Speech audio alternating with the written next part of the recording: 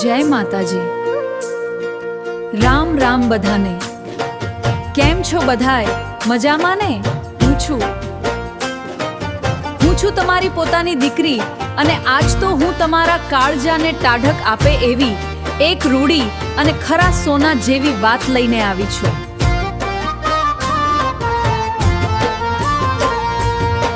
બાપા, આજ મારે તમને આપણી ધરતી માતાની અને આપણા ગામ દેરડી કુંભાજીની એક વાત કરવી છે। અત્યારે આપણા ગામમાં તો જાણે એક મોટો સેવાયજ્ઞ મંડાણો છે। આપણું કાપડિયા તળાવ, આપણી કોલપરી નદી અને વીર સાવરકર તળાવને ઊંડા ઉતારવાનું જબ્બર કામ હાલી રહ્યું છે। તમને વાત કરું તો રૂવાડા ઊભા થઈ જાય એવું કામ છે।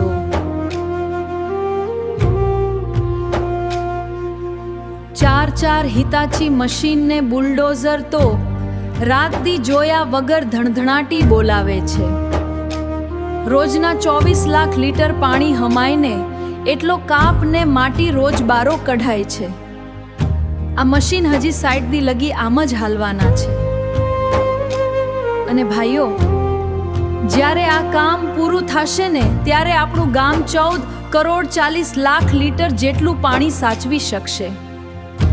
કલ્પના તો કરો, આટલું પાણી ભેગું થશે તો આપણા તળાવને ચેકડેમ કેવા છલકાઈ જશે। આ કોઈ એકલા હાથે થાય એવું કામ નથી। આ તો ગીર ગંગા પરિવાર ટ્રસ્ટ અને આપણા સમસ્ત દેડી ગામનો સહિયારો પ્રયાસ છે। આપણે આખી જિંદગી દેવી દેવતાના મંદિર તો બધાય બનાવતા જોઈએ છીએ અને એમાં દાન પણ કરતા હોઈએ છીએ।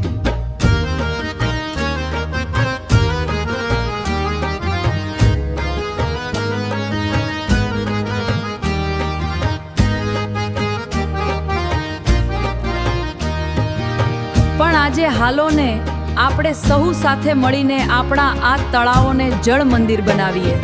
જળ મંદિર,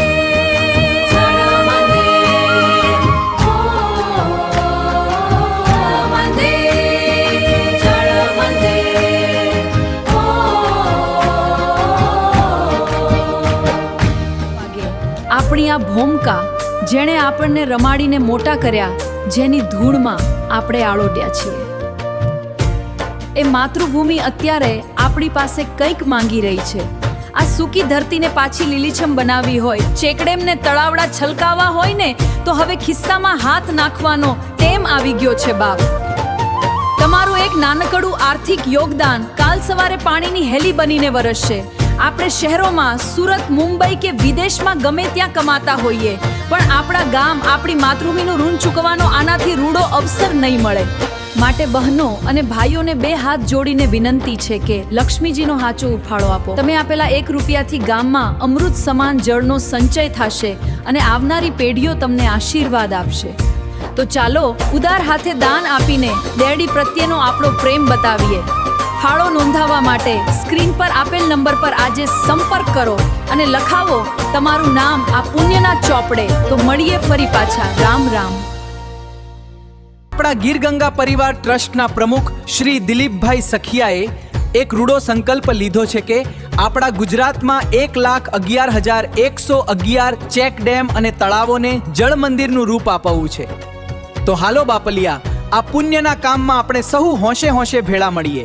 મારી સૌને બે હાથ જોડીને વિનંતી છે કે ખાલી આપણું ગામ જ નહીં પણ આજુબાજુના ગામના લોકો પણ આ જળ મંદિર બનાવવાના જોડાય એવો સાદ પાડીએ। આપણે સહુ સાથે મળીને આપણા તળાવોને જળ મંદિર બનાવીએ।